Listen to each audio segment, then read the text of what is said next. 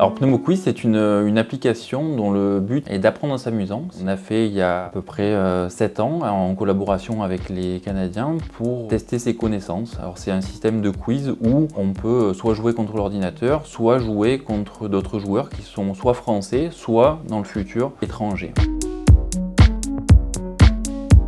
Alors l'application s'adresse principalement aux médecins, alors essentiellement bien entendu les pneumologues, mais après comme il y a des thèmes transversaux, donc on a aussi d'autres spécialités qui peuvent s'intéresser. Ça peut être les radiologues, ça peut être aussi les cardiologues. Donc en fait ça peut être plusieurs spécialités, ça peut même être les médecins généralistes aussi qui s'intéressent à ça. Alors bien entendu, l'objectif c'est d'apprendre en s'amusant, donc ça peut être les internes, les étudiants qui peuvent aussi avoir accès à l'application. Un fait important et qu'il faut souligner, c'est que l'application est anonymisée. Les joueurs qui s'inscrivent mettent un pseudonyme et donc on ne peut pas avoir accès à leur identité.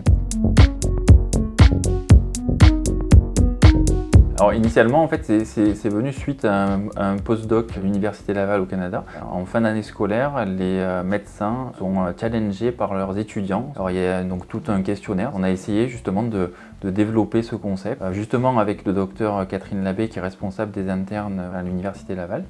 Et on a essayé donc de développer sur l'ensemble de la pneumologie en balayant l'ensemble des il y a à peu près 17 thèmes qu'on a fait donc en pneumologie. Donc on a développé l'idée pour à la fois améliorer les connaissances, que ce soit des étudiants, des internes, mais aussi des médecins. Donc c'est ce pourquoi on a fait des thèmes plutôt pour les étudiants et les internes, que ce soit l'anatomie, la physiologie, la sémiologie, et d'autres thèmes un peu plus compliqués, avec la littérature, les noms des études. Ça se dirige plus vers les médecins, vers les pneumologues confirmés. Alors les soirées PneumoQuiz, en fait, c'est plutôt des tournois. On veut, on l'a dit tout à l'heure, rendre la pneumologie et la médecine un peu plus amusantes, un peu plus fun. On a essayé de développer des soirées où les pneumologues se rencontrent. Alors c'est souvent par équipe et on va se challenger entre nous. Alors on a fait ça de manière assez ludique, c'est-à-dire qu'on a fait donc plusieurs équipes, on les a réunies en pool. Et ensuite, donc, on prenait les meilleurs pour faire les demi-finales et les finales. Donc, véritablement comme un tournoi sportif. C'est assez bonne ambiance, ça change des réunions professionnelles classiques. Et ce qui est drôle, en fait, c'est que les pneumologues disent qu'ils apprennent des choses, qu'ils découvrent de nouveaux syndromes, de nouveaux signes. Ça nous encourage à continuer puisque ça nous fait dire qu'on peut apprendre en s'amusant.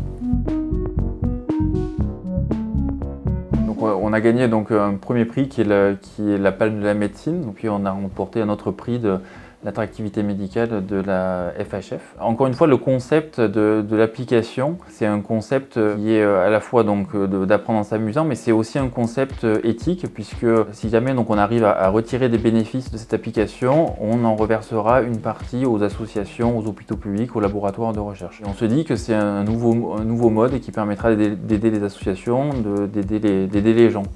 Donc c'est une reconnaissance, ça nous permettra aussi peut-être de continuer à développer l'application et pourquoi pas dans d'autres spécialités. On pourra même mélanger, faire des challenges entre les cardiologues, les pneumologues ou d'autres spécialités.